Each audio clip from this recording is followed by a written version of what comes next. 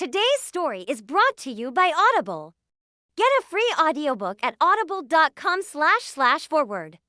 The best superheroes are the ones who wake up really early, like 3 a.m. early, so they can stop crimes before they happen.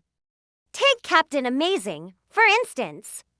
Every night at exactly 2:53 a.m., he'd leap out of bed, change into his tights, eat a bowl of cold oatmeal, then shoot off into the sky to patrol the city. He was so good at stopping crimes that the police didn't even bother chasing him anymore when he accidentally landed in their getaway cars. But this one night, Captain Amazing didn't wake up at 2:53 a.m. In fact, he didn't wake up at all. At 3 a.m., the city's worst supervillain, Dr. Malevolent, began his nightly ritual of evil. First, he pressed a button on a device that looked like a toaster, which released a swarm of killer robots into the city.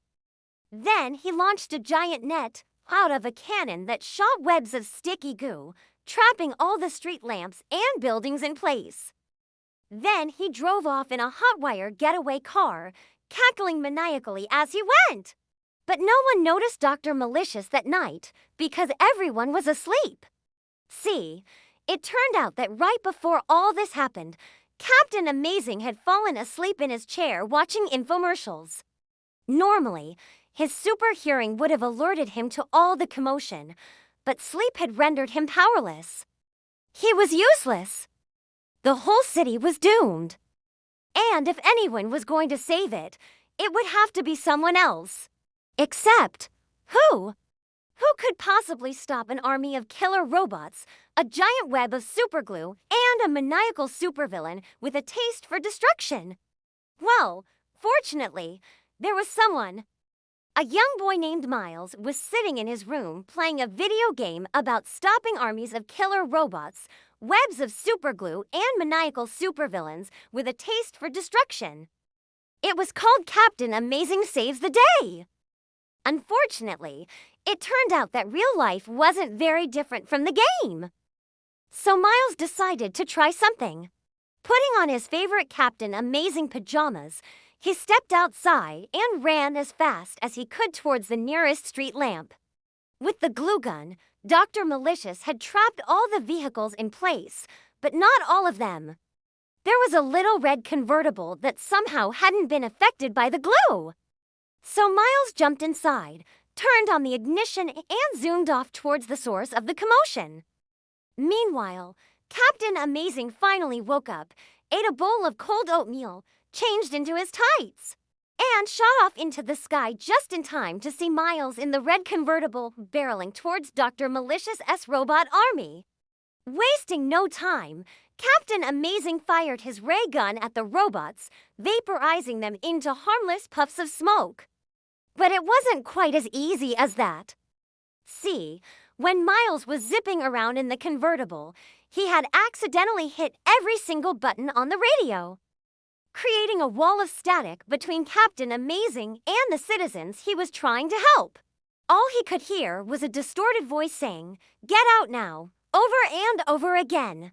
And since Captain Amazing couldn't communicate with anyone or figure out what was going on, he had no choice but to land back home and change into his civvies, which were just his regular clothes because he didn't bother with a costume underneath.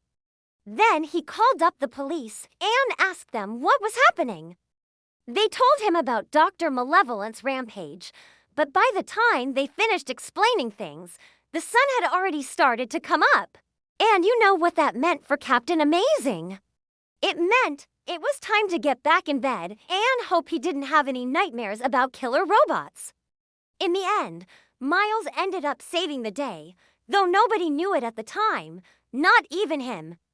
After all, by the time he got close enough to Dr. Malice's robot army to do any good, Captain Amazing had already taken care of it.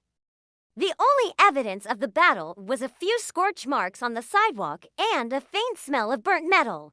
So everyone just assumed that Dr. Malice must have simply called off his attack and retreated for the night. As the sun rose, Miles parked the convertible and walked home, yawned, and went to bed without ever realizing that he had just prevented his city from being destroyed. Meanwhile, Captain Amazing woke up again, ate some cold oatmeal, put on his tights, flew into the sky, and landed next to the convertible. Examined the scorch marks and the smell of burnt metal and said, "Wow, looks like someone else saved the day while I was sleeping. Gee, I wonder who that could be." Then he shrugged, flew back home, and went back to watching infomercials until 2:53 a.m. the next night, at which point he did the whole getting up, eating cold oatmeal, changing into tights thing all over again. And that's the end of the first part of this two-part story. If you want to hear the second part of this story, well, you're just gonna have to subscribe to our channel and wait until next week. But don't worry, we've got plenty of other great stories that you can watch right now, like this one about a magical school bus. Or how about this one where everyone's shoes come to life? Or maybe this classic tale of a grumpy dragon. Come on, don't just stand there. Click on one of those videos and watch it, please. Pretty please? With sugar on top? Oh, come on, please. And if you're still watching, it means only one thing. You're officially part of our family. And that comes with some awesome perks like getting your name written in Comic Sans. Just look at these cool comics we made just for our viewers. Wow, I can't believe it. Our animation team actually spent time learning Comic Sans just for this. Now let's go check out what other crazy antics our animator has gotten himself into. Miles woke up the next morning feeling pretty good about himself. He didn't know that he had saved the city from certain doom the night before, but something about the way the sun shone through his window just made him feel like anything was possible. As he got dressed for school, he thought about how cool it would be if he actually had superpowers. When he stepped outside, though, he realized that maybe having superpowers wasn't all it was cracked up to be. See, earlier that morning, Dr. Malicious had used a stray laser beam to turn all the playground equipment into a gigantic metal monster with a taste for destruction. But luckily for Miles and all the other kids at school, Captain Amazing was there to stop it. It took him a few minutes to get there because he had to stop a bank robbery, break up a fight between a man and his pet iguana, and foil a plot to steal all the world's cheese. But eventually he arrived just in time to see the metal monstrosity stomping towards Mrs. Periwinkle's house. Mrs. Periwinkle was the school librarian, but she also baked the best cookies in town and everyone loved her. "Not on my watch," Captain Amazing declared as he unleashed a powerful blast of his ray gun. Unfortunately, the blast bounced off the metal monster and hit Mrs. Periwinkle's house instead, turning her entire pantry into jello. That wasn't very heroic of him. "What's the matter, Captain?" Miles said, stepping out from behind a tree. "Don't like helping people?" Startled, Captain Amazing turned to see Miles holding a small ray gun of his own. "Who are you?" he asked. "Why do you have a ray gun?" "I'm Miles, and this is my ray gun," Miles replied.